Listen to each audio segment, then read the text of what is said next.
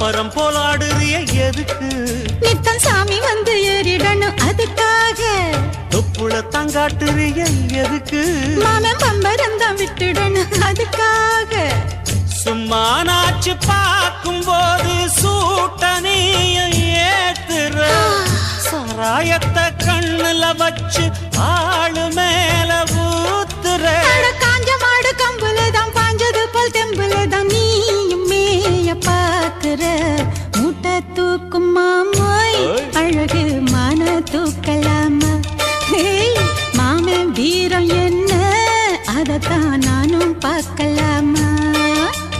சங்கதியெல்லாம் தெரிஞ்சும் ஏயா சொதப்புற இப்படி?